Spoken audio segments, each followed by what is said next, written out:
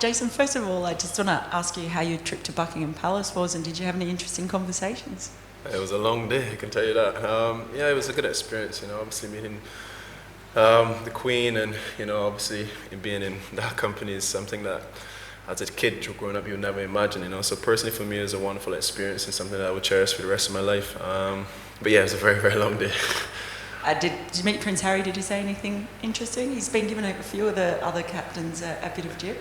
Yeah, we had a pretty good conversation, I like him a lot. In the short space of time, I had to converse with him, but I chose not to say, mention what we would have spoken about.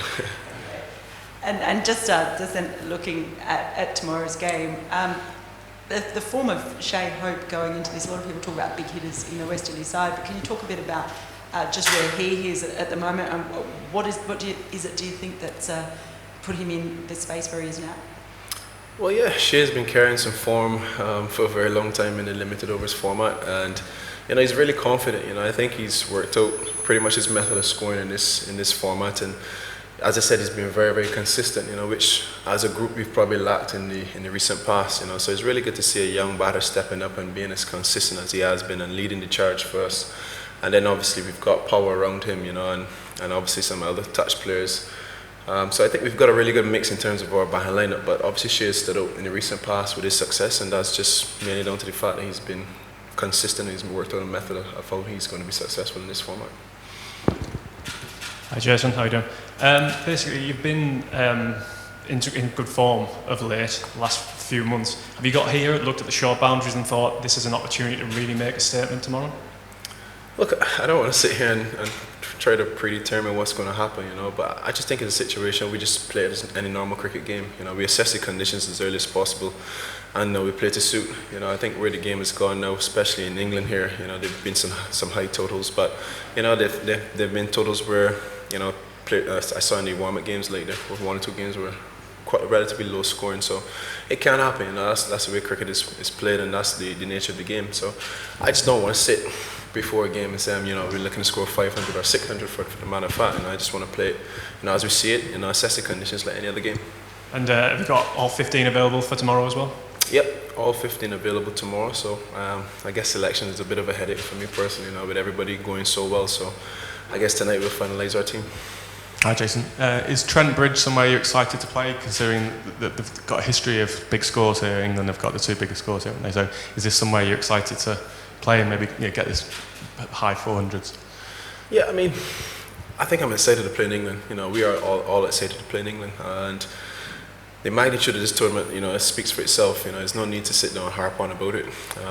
As I said previously, we just want to take it stage by stage, game by game. It doesn't matter where we're playing. We've just got to assess the conditions and be as professional as we possibly can. So I don't want to sit down and narrow it down to one or two grounds that we're particularly looking to favour. We're just looking to play solid cricket. Whatever the conditions may be, we've got to find a method and a way to be successful in them. Okay, just looking at Pakistan, they've had a difficult build-up. Do you take anything from that at all, or because they're quite hard to predict, aren't they? Pakistan, you could say.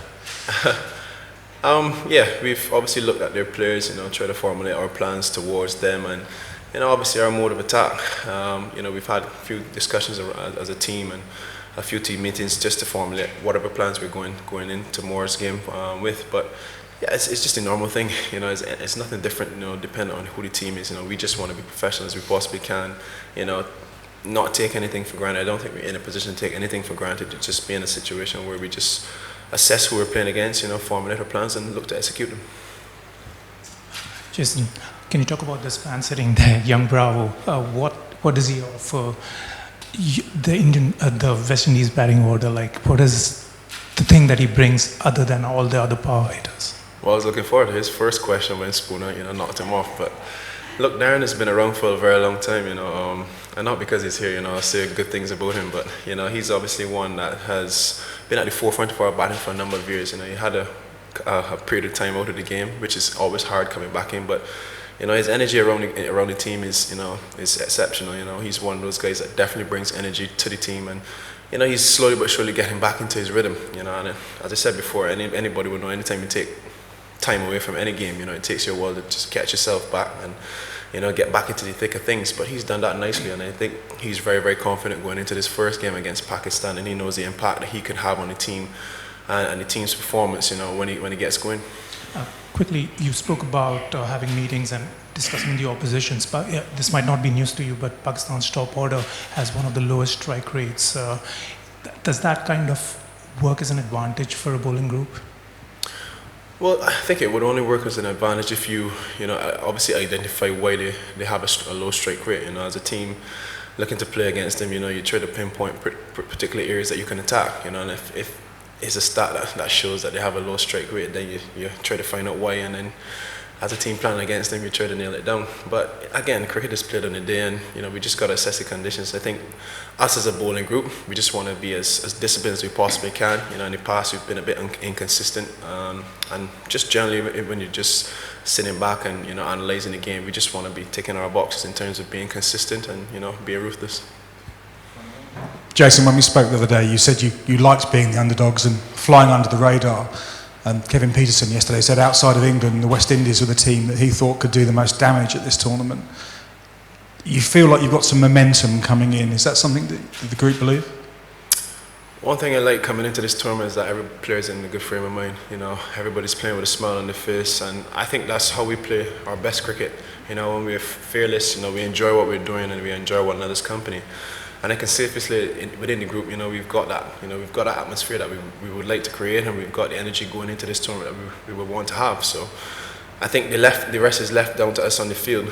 We've just got to execute whatever plans we formulate, and I think execution is key in this tournament. Whether it's West Indies, England, India, or whoever.